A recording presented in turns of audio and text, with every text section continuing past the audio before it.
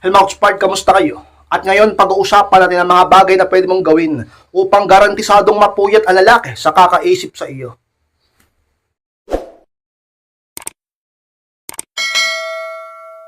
At kung handa na kilat na po tayo, at muli, be inspired.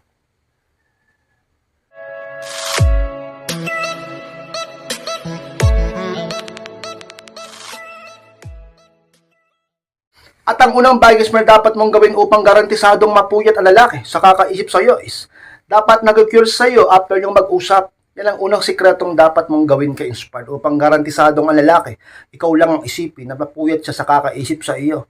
Alam nyo, kaya nga palagi ko sinasabi sa inyo na kapag kayo ay nagmahal o nakipagrelasyon, dapat hindi nyo ibinubusan lahat. Walang pagkakaiba sa dapat hindi nyo kinukwento ang lahat upang siya ay laging may pagkamisterous ka pa rin para sa kanya at lagi pa rin siya nag-cure sa iyo. Sapagkat ang lalaki, kapag lagi pa rin talaga namang nag-cure sa iyo, ay lagi mo pa rin hawak ang puso niya. Sapagkat lagi kanyang naiisip. Pero pag lalaki talaga mang kilalang kilala ka na, alam na ang lahat patungkol sa iyo, gamay na gamay ka na, at biski ang mga lihim mo ay talaga namang alam niya na, doon magsisimula kay Inspired na bumaba ang interest niya sa iyo at mababagot sa iyo. Dahilan kung bakit bababa ang halaga mo. Kaya dapat laging magpaka-mysterious at huwag masyadong madaldal. Since sa mga sikreto upang lalaki laging ma-curious after niya mag-usap at laging isipin ka pa rin. At laging ang puso niya ay sa'yo pa rin. Ka-inspired.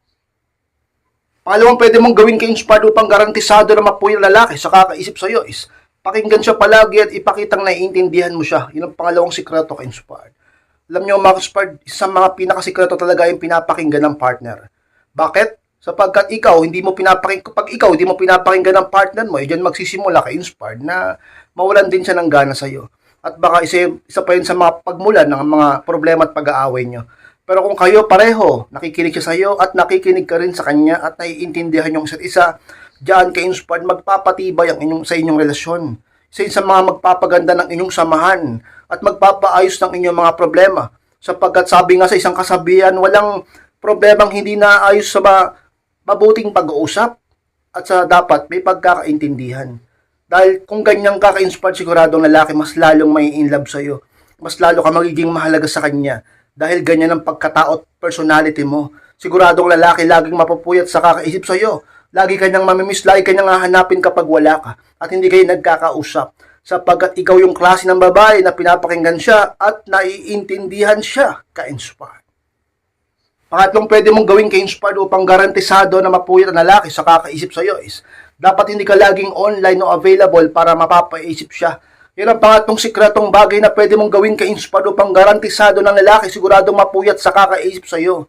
Kapag hindi ka laging nagpaparamdam, hindi ka laging available, hindi ka laging online, hindi ka laging nakikipag-usap sa kanya, pero dapat hindi ka rin nagkukulang. Ang lalaki ka-inspired laging mapapaisip sa iyo.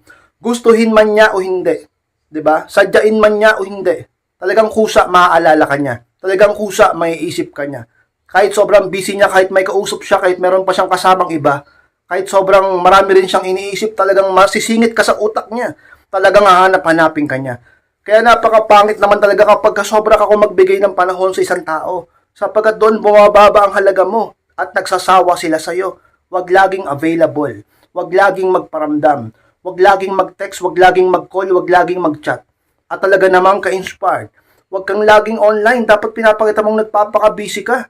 Dapat pinapakita mong meron kang halaga sa mundo. Meron kang pakinabang sa mundo. May pinagkakabalahan ka sa buhay mo. At may target kang goal sa buhay mo. May plano ka. Hindi puro pag-ibig, hindi puro lalaki, hindi puro kalandian. At dyan mas lalo kang magiging mahalaga sa isang tao. Mas lalo kang mamahalin ng isang lalaki. At lagi ka pa niyang may miss at hahanapin sa mga sikreto at garantisadong paraan upang lagi kanyang maisip. Huwag kang laging available, huwag kang laging online. Upang ang lalaki sigurado, anuman ang gawin niya, hindi niya mapipigilan ng sarili niyang isipin ka, ka-inspired. Pang-apat na pwede mong gawin ka-inspired, garantisadong paraan upang mapuyat ang lalaki sa kakaisip sa iyo is maging medyo malandi, huwag sobra. Yan ang pang-apat ka-inspired na paraan. Na pwede mong gawin garantisadong paraan upang ang lalaki lagi kang isipin, maging medyo malandi ka sa kanya. Pero wag naman yung sobra. Baka naman kasi sinabi kong maging medyo malandi, so sobrahan mo na, medyo nga lang eh. Eh bakit naman ka-inspired kapag sinobrahan ko ang kalandian sa boyfriend ko, mister ko, partner ko naman yan. May relasyon naman kami. Oo nga, pero hindi mo kontrolado kung anong iisipin niya. Baka mamaya, negative pa yung isipin niyan sa'yo. Mamaya, pag-isipan ka pa ng hindi maganda niyan, lalo na kung hindi ka naman talaga ganyan palagi sa kanya. Tapos biglang OA ka. Dapat medyo lang. Dapat tamang ano lang, landi sa partner. Kaya sport, paano ba yung tamang landi sa partner? Nandiyan yung syempre, sasendan mo ng mga medyo sexy mong picture, nandiyan yung hawak-hawakan mo siya, pati na rin kasama yung junjun niya kung mag-asawa na kayo, o real talk lang. O nandyan din yung sabi natin hahalikan mo siya, bigla mo siyang yayakapin, o magpapasexy ka ng suot para sa kanya, pag kayong dalawa na lang, mga ganyang bagay ka-inspired na dapat alam mo bilang isang babae, bilang isang may partner, o bilang may isang asawa, kahit mag-boyfriend, girlfriend pa lang kayo, dapat marunong kang akitin ng partner mo upang hindi siya maakit sa iba. Upang dapat ka-inspired, ikaw lang lagi ang mahalin at ibigin niya. Kailangan marunong kayo sa ganyang bagay. Hindi yung puro ganda, hindi yung puro pa-cute, hindi puro kabaitan. Okay yung maging mabait, okay yung maging maganda, okay yung maging maayos na tao at babae. Pero dapat kapag may karelasyon ka, dapat marunong ka rin maglandi sa kanya. Medyo malandi lang naman, hindi naman sobra. Sapagkat ang lalaki, kailangan niya yan. Diyan siya mas lalong nasasabik sa'yo. Diyan siya mas lalong naghahanap sa'yo. Diyan siya mas lalong napapaisip sa'yo. Diyan siya mas lalong nai-inlove sa'yo. Diyan siya mas lalong nafo-focus sa'yo. Gusto mo ba na sa iba siya mag-focus? Gusto mo ba na sa iba siya maakit? Hindi ba't mas maganda kung sa'yo na partner niya? Kaya matuto ka. Huwag kang maarte, huwag kang mahiya, huwag kang tamad. Upang lalaki mas lalong mahalin ka at isipin ka. Garantisadong mapuwit sa kakaib sa'yo. Lalo na kapag naiisip niya kung paano mo siya akitin ng katamtaman lang naman ka-inspire. Palimang bagay na paraan upang garantisadong mapuwit ang lalaki sa kakaisip sa'yo is dapat good last impression bago mag-good night. Ano pala maka-inspire? Ka-inspire ng ibig sabihin ng bagay na yan. Siyempre, halimbawa, nag-uusap kayo. Kahit pa sabihin sa cellphone, o kahit pa sabihin sa personal, dapat meron kang good last impression sa partner mo. Halimbawa, yung tipong lalambingin mo nga siya, o sasabihan mo siya ng mga matamis na salita, o sabihin natin sa body language mo, yung tipong magiging maligaya siya bago kayo matulog. Hindi yung ang ginagawa ng iba, gagaya ka ba sa iba ang ginagawa ng iba. Matutulog na lang lahat, bubungangaan pa yung partner. Matutulog na lang lahat, manunumbat pa. Matutulog na lang lahat, ipapaalala pa yung nagawang mali nung nakaraan. Matutulog na lang lahat, magdedemand pa ng kung ano-ano. Matutulog na lang lahat, magrereklamo pa, maiinis pa, mga asar pa. Talaga namang ka-inspired, huwag kang ganyan sa partner mo, lagi mong tatandaan na isa sa mga pinaka-komplikadong sitwasyon na yung gabi. Bago matulog, matatandaan niya kung ano yung pinaramdam mo, pinakita mo sa kanya. Noong gabing yun, bago siya matulog at nakadepende din doon kung magiging masarap ang tulog niya at paggising niya sa umaga kung anong maalala niya. Dapat ang maalala niya sa umaga is yung maganda mong pinakita sa kanya bago siya matulog sa gabi. Talaga naman, halimbawa, magka-chat kayo, magka-text o magka-call. Sabihin mo, sana makatulog ka ng mahimbing, lumapit ka sa Diyos, manalangin ka muna, magpasalamat ka, mahal na mahal kita. Kahit na may nagkatampuhan tayo kanina, kahit na sobrang hirap ng buhay natin ngayon, mahal na mahal pa rin kita.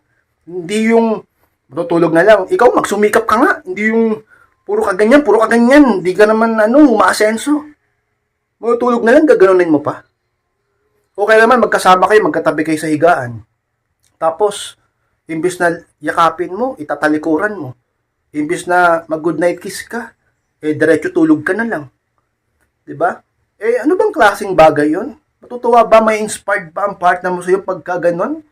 Talaga bang hanap-hanapin ka niya pagka ganyan ka? Kapag nagkalayo kayo, mapupuyat ba siya kakaisip sa'yo, mamimiss ka niya dahil sa mga pinapakita mong ganyan? Lalo na kapag LDR kayo, magkalayo kayo. Dapat, good last impression.